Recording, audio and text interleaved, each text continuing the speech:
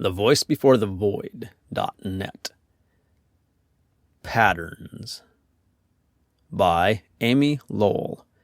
Read by The Voice Before the Void.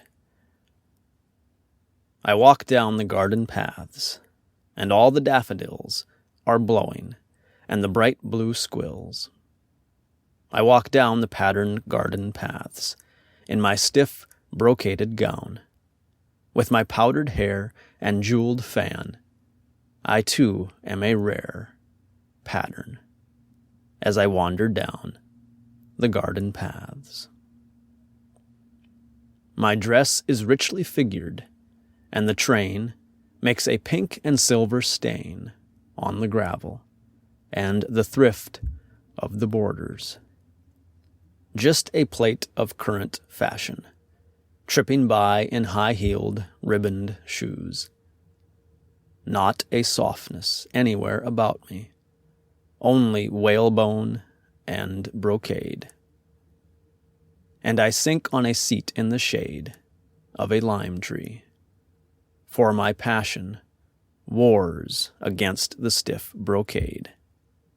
The daffodils and squills flutter in the breeze as they please, and I weep, for the lime tree is in blossom, and one small flower has dropped upon my bosom.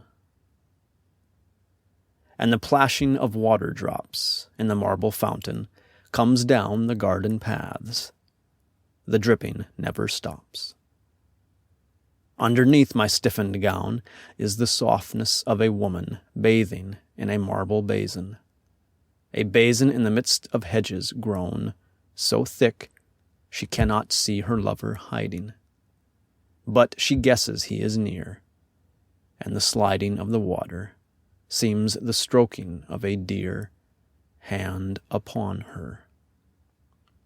What is summer in a fine brocaded gown? I should like to see it lying in a heap upon the ground, all the pink and silver crumpled up on the ground. I would be the pink and silver as I ran along the paths, and he would stumble after, bewildered by my laughter. I should see the sun flashing from his sword hilt and the buckles on his shoes.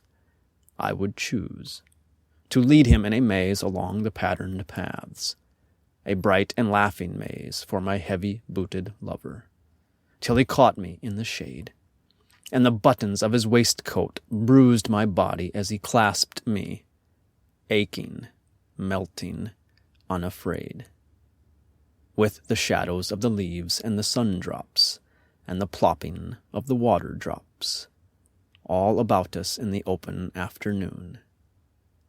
I am very like to swoon with the weight of this brocade, for the sun sifts through the shade. Underneath the fallen blossom, in my bosom, is a letter I have hid.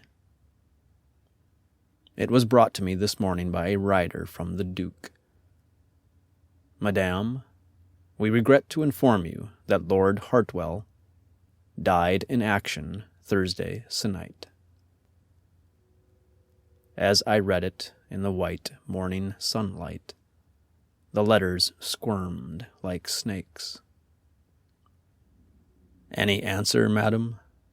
said my footman. "No," I told him. "See that the messenger takes some refreshment." No answer. And I walked into the garden, up and down the patterned paths, in my stiff, correct brocade. The blue and yellow flowers stood up proudly in the sun, each one. I stood upright too, held rigid to the pattern by the stiffness of my gown. Up and down I walked, up and down. In a month he would have been my husband. In a month, here, underneath this lime, we would have broke the pattern. He for me, and I for him. He as colonel, I as lady, on this shady seat.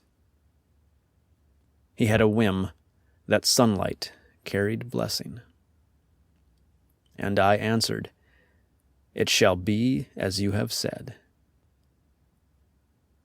Now he is dead.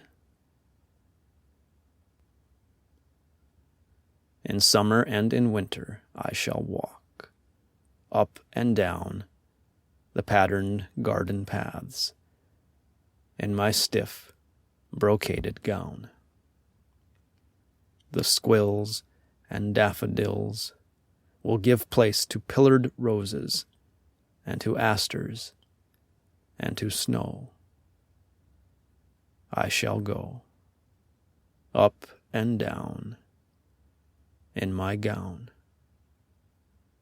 gorgeously arrayed, boned and stayed, and the softness of my body will be guarded from embrace by each button, hook, and lace. For the man who should loose me is dead, fighting with the Duke in Flanders, in a pattern called a war. Christ, what are patterns for?